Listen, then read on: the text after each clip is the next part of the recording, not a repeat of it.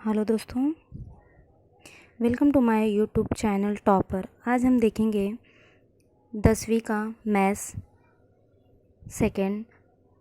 अभी उसमें हम पहला पार्ट देख रहे थे समरूपता में अभी प्रश्न संग्रह 1.2 इसमें हम पहला सवाल और दूसरा देखे। अभी हम यहाँ पे तीसरा सवाल देख रहे हैं। तीसरा सवाल दिया है आकृति में 8 मीटर तथा 4 मीटर। अभी 8 मीटर और 4 मीटर ऊंचाई वाले दो खंभे हैं। दो खंभे दिए हुए हैं, एक है 6 मीटर है, 4 मीटर का है और एक 8 मीटर का है। यहाँ दिया है 8 मीटर और 4 मीटर ऊंचाई वाले दो खंभे हैं और समतल जमीन पर खड़े हैं। इधर जमीन है, जमीन पर दोनों खंभे खड़े हुए हैं। सूर्य के प्रकाश से छोटे खंभे की परछाई, छोटा खंभा ये है, ठीक है, पी आर छोटा खंभा है, कितना उसका परछाई बन रहा है। अभी इस खंभे का परछाई क्या बनेगा, क्यू आर, मतलब कितना बन रहा है 6 मीटर। 6 मीटर होता है। उसी समय बड़े खंभे, अभी बड़े खंभा ये वाला है ए सी। अभी ए सी की परछाई जो बन रहा है वो बी सी बन रहा है, लेकिन इसका मान हमें पता नहीं है, तो हमें इसका मान क्या करना है, ज्ञात करना है। तो हम यहाँ पे अभी हल करेंगे कि इसमें अभी हम दोनों त्रिभुज ले लेंगे और इसके पहले हम देखें मतलब ये त्रिभुज कैसे समरूप होता है, तो किस कसौटी से समरूप होता है उसके अनुसार हमें ये हल करना है। तो हम यहाँ पे पहले ले लेंगे खंभे। अभी खंभे दिए हैं, खंभे का नाम लिखेंगे पहले।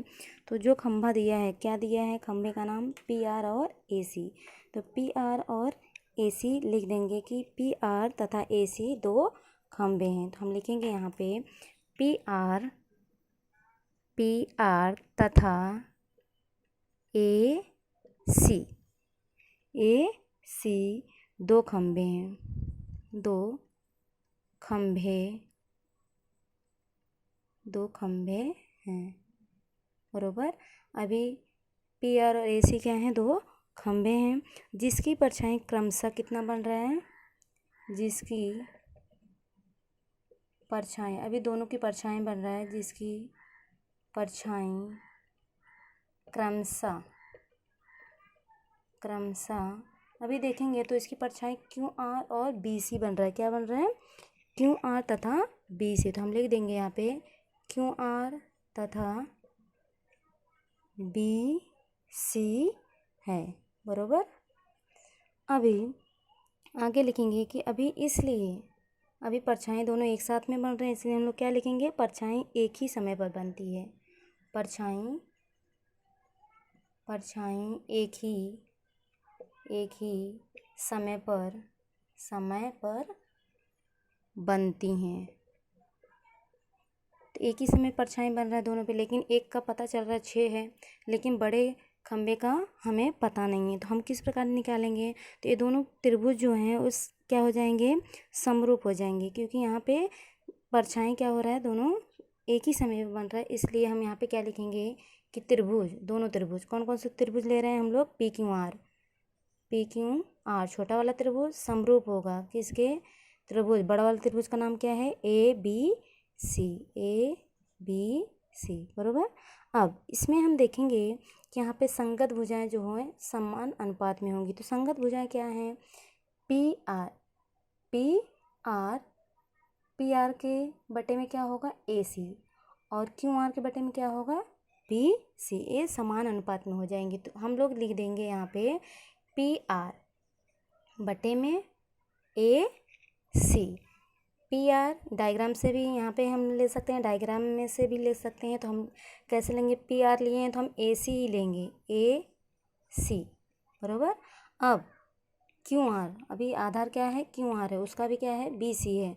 तो क्यू आर लेंगे और बी सी लेंगे, क्यू आर और बटे में बी सी।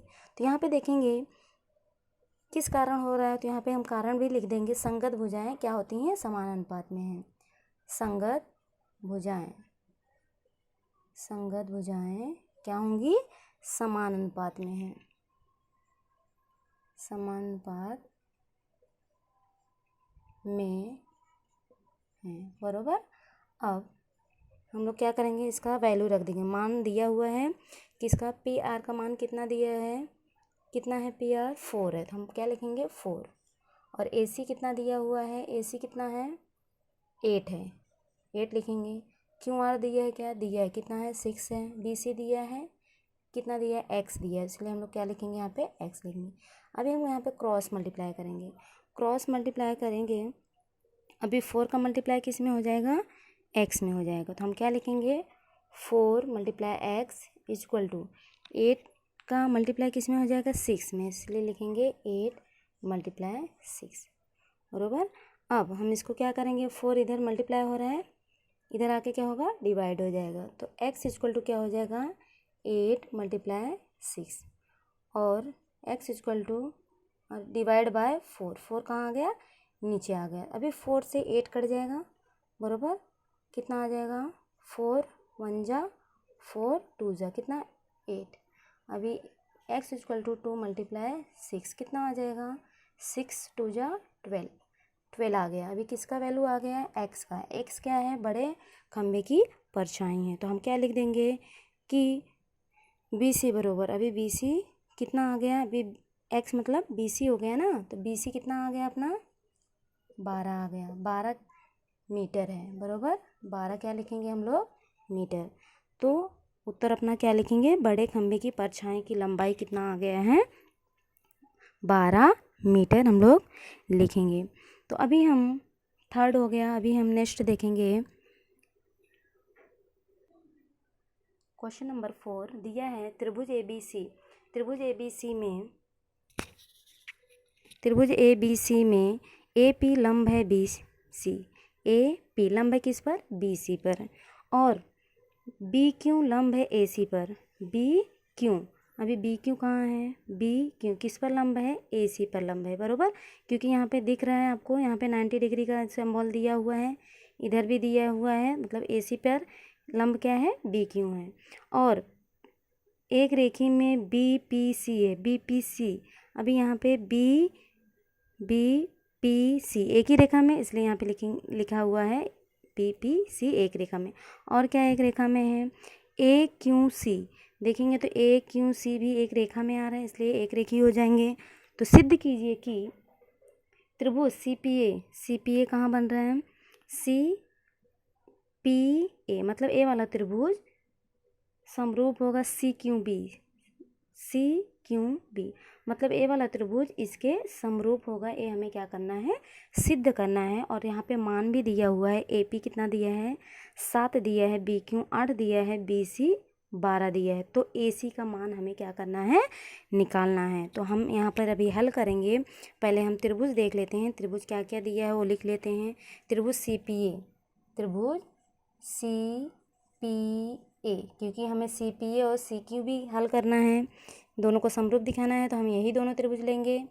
तथा त्रिभुज CQB में अभी हम यहाँ पे देखेंगे कि इसमें कौन कौन कोण सर्वांग है। देखेंगे तो 90 अंश का कोण बन रहा है, कौन सा, कहाँ पर बन रहा है, P पर बन रहा है, बराबर। हम लोग अगर CPA लेंगे तो CPA में P पर कोण बन रहा है, बराबर, इसलिए हम क्या लिख देंगे,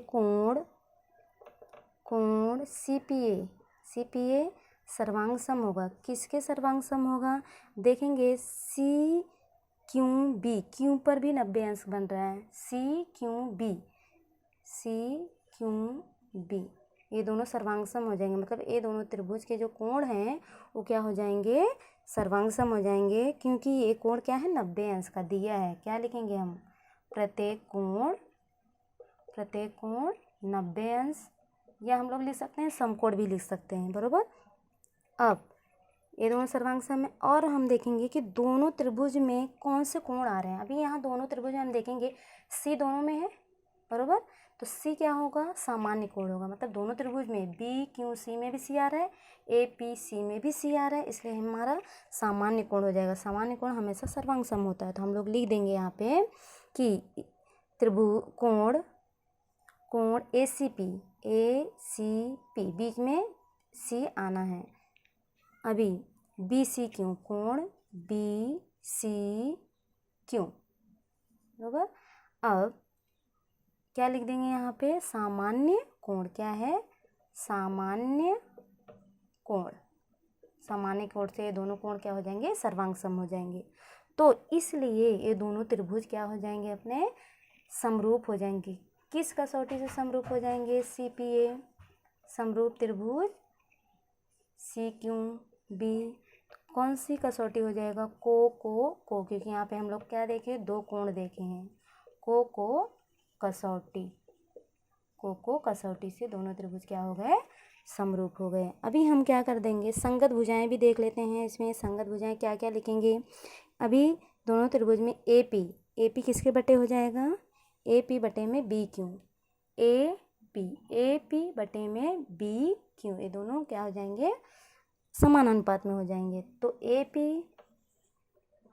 पी लिए हैं तो हम बी क्यू लेंगे, बरोबर, ए पी और बी क्यू बरोबर हो जाएगा, किसके बरोबर हो जाएगा, ए सी बटे में बी सी, ए सी और बी सी, ए सी लेंगे तो बी सी लेना पड़ेगा हमें, ए सी बटे में बी सी, और आकृति में से भी देख के लिख सकते हैं, ए सी और बटे में क्या हो जाएगा, बी सी, मतलब कर्ण ले रहे हैं, बराबर, समझ में आ रहा है। 90 अंश का जो सामने भुजा होता है वो क्या होता है, कर्ण होता है। तो इसमें बी क्यू सी में बी सी कर्ण है और ए पी सी में ए सी कर्ण है, बराबर।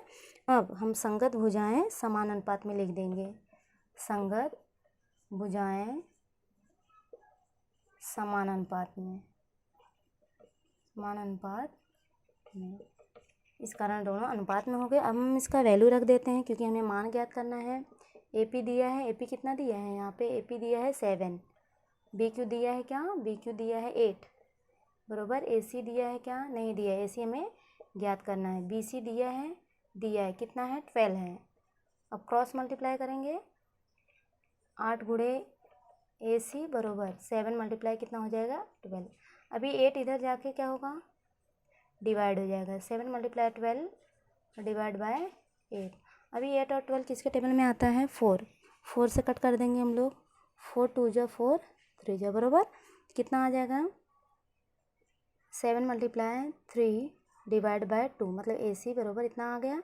अभी हम क्या कर लेंगे, मल्टीप्लाई करेंगे, ए सी बरोबर 7 3 जा 21 डिवाइड बाय 2। अभी करेंगे डिवाइड बाय 2 तो कितना आएगा, 10.5 आ जाएगा ना, 2 1 जा 2, 0 बढ़ा के पॉइंट हटाएंगे, लिखेंगे 2 5 जा 10, कितना आ गया 10.5, किसका वैल्यू आ गया, ए सी बराबर आ गया 10.5। तो अपना फोर्थ का आंसर कितना आ गया, 10.5, क्योंकि पूछा था कि ए सी का मान ज्ञात कीजिए, तो ए सी का मान आ गया है 10.5। तो अभी हम नेक्स्ट देखेंगे क्वेश्चन नंबर 5। क्वेश्चन नंबर 5 का हल करेंगे। अभी हल में हम लोग लिखेंगे, हल में हम लोग सबसे पहले लिखेंगे जो दिया है भुजा। अभी भुजा इसमें दिया हुआ है कि पी क्यू, अभी क्वेश्चन देख लेते हैं, पी क्यू आर एक समलंब चतुर्भुज है, पी क्यू आर क्या दिया है, समलंब चतुर्भुज दिया है, पी क्यू आर एस। अभी जिसमें भुजा पी क्यू समांतर है भुजा एस आर, अभी पी क्यू एस आर से समांतर है, ए आर का 5 ए पी होगा, ए आर, अभी ए आर जो है वो 5 ए पी होगा, मतलब 5 ए पी के बराबर होगा। अब ए एस 5 ए क्यू के बराबर हो जाए, ए एस दिया है वो 5 ए क्यू के बराबर होगा, तो सिद्ध कीजिए कि एस आर जो है 5 पी क्यू के बराबर होगा। ये हमें क्या करना है, सिद्ध करना है। तो हम सबसे पहले यहाँ पे लिख लेते हैं कि यहाँ पे हम लोग लिखेंगे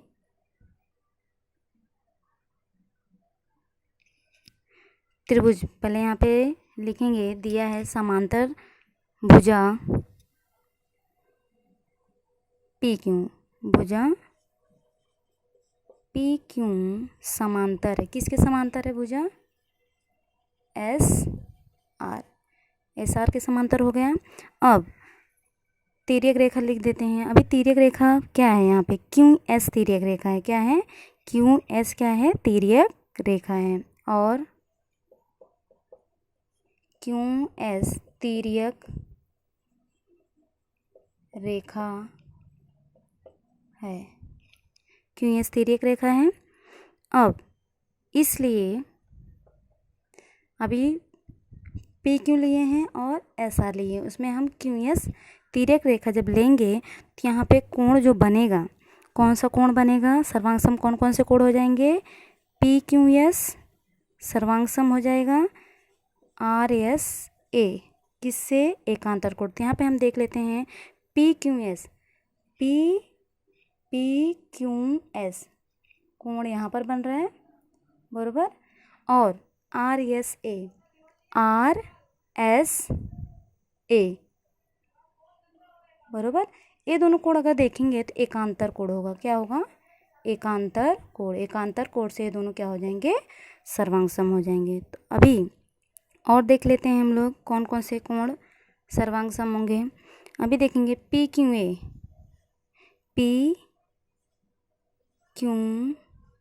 ए।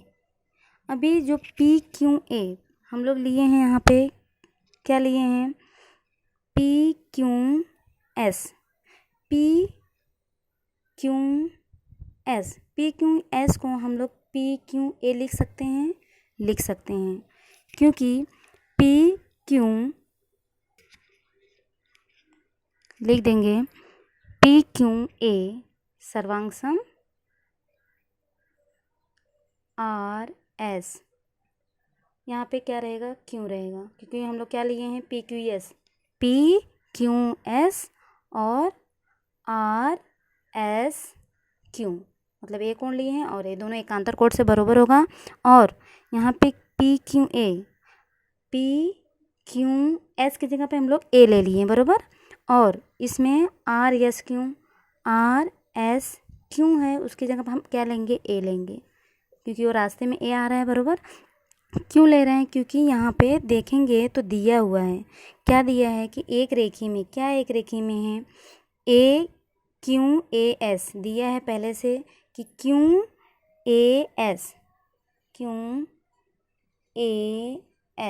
ये क्या है, एक रेखी है, क्यू ए एस ये क्या है, एक रेखी है, इसलिए क्या हो सकते हैं हम लोग यहाँ पे लिख सकते हैं, मतलब यस की जगह पे हम ए लिख सकते हैं। इसलिए हम जहाँ जहाँ यस है वहाँ पे हम लोग क्या लिख दिए हैं, यस की जगह पे ए, और यहाँ पे लास्ट में क्या आ रहा था, क्यों, इसलिए हमने यहाँ पे क्या लिख दिए, ए लिख दिए हैं। तो अगला हम यहाँ पे फिर क्या लिखेंगे कि इसको लिखेंगे समीकरण नंबर 1। अभी हम क्या लिखेंगे, अभी दोनों त्रिभुज लेंगे, देखेंगे तो पी क्यू ए एक छोटा त्रिभुज बन गया, एक यहाँ पे बड़ा त्रिभुज है। हम इन दोनों त्रिभुज को लेते हैं और इसमें देखते हैं कि समरूप कैसे होगा। तो हम यहाँ पे त्रिभुज पी क्यू ए और कौन सा त्रिभुज लेंगे, आर एस ए, और त्रिभुज आर एस ए और पी क्यू ए, दोनों त्रिभुज में अभी हम देखेंगे इस दोनों त्रिभुज में कौन कौन सा कोण क्या होंगे, सर्वांग सम होंगे। देखेंगे यहाँ पे कि कोण इसमें पी क्यू ए सर्वांग सम हो जाएगा, किसके सर्वांग सम हो जाएगा, कोण आर एस ए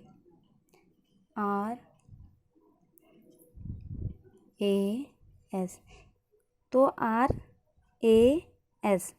अभी यहाँ पे क्या ले रहे हैं, पी क्यू ए ले रहे हैं, तो यहाँ पे आर एस ए आएगा, आर एस ए, ये दोनों कोण क्या हो जाएंगे, सर्वांग सम हो जाएंगे, किससे हो जाएंगे, समीकरण नंबर 1 से।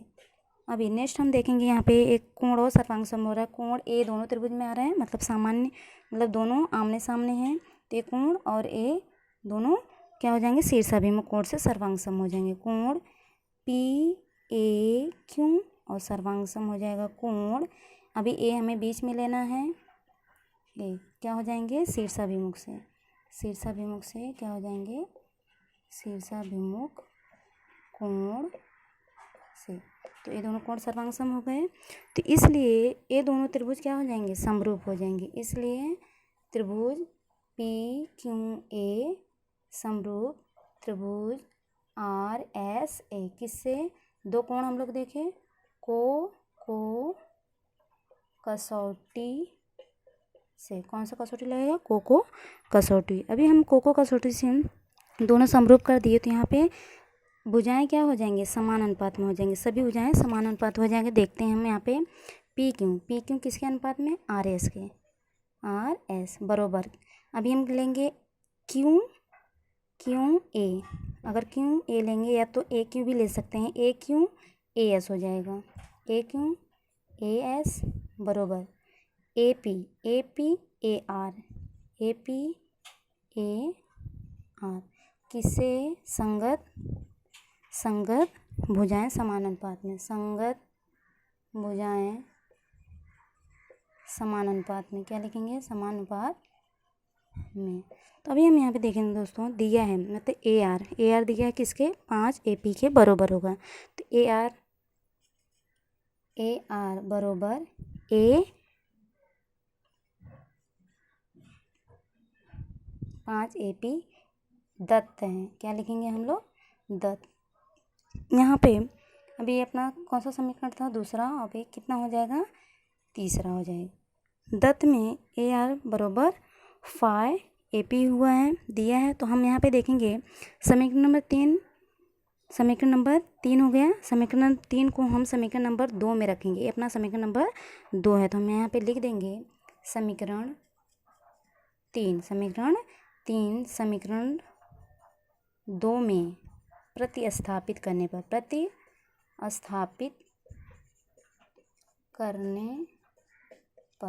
अगर जब हम दोस्तों यहाँ पे प्रतिस्थापित कर देंगे, मतलब जहाँ ए आर है तो हम यहाँ पे क्या लिख सकते हैं, 5 AP लिख सकते हैं। तो हम यहाँ पे अभी रफ कर देंगे,